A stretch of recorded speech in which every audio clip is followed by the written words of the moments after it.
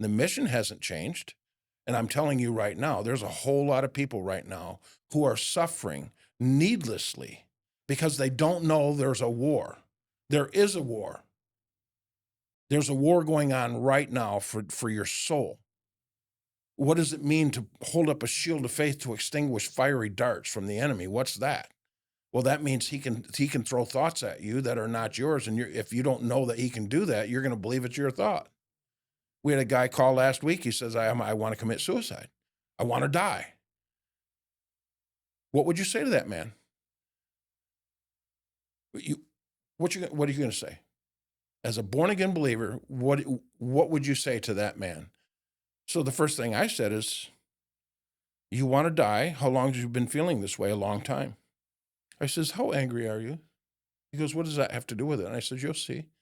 I says, on a scale of 1 to 10, how angry? He says, I'm at a 7. I said, yep.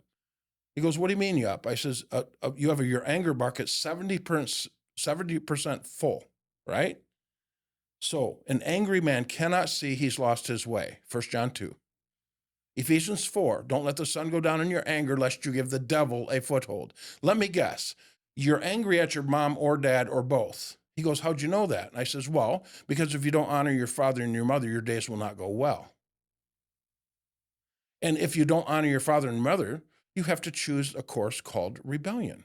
1 Samuel 15, verse 23. Rebellion is the sin of witchcraft. Do you understand, sir, that as a Christian, you are now practicing witchcraft? In your arrogance, you're practicing idolatry, 1 Samuel 15, verse 23, and you're not doing so well, are you? And he goes, you're scaring me. I says, you don't have to be afraid. We just have to clean your barn. Yeah. He goes, what do you mean clean my barn? I says, when you don't clean your barn in the summer, you have lots of flies. And I says, this draws lots of flies, a lot of anger, a lot of bitterness, hatred. There's a lot of demonic entity that attracts to that, and they have rights to attract to that. How about we clean and wash the cup? How about we repent? And times of refreshing will come. Mm. And it was beautiful. I said, here's your homework.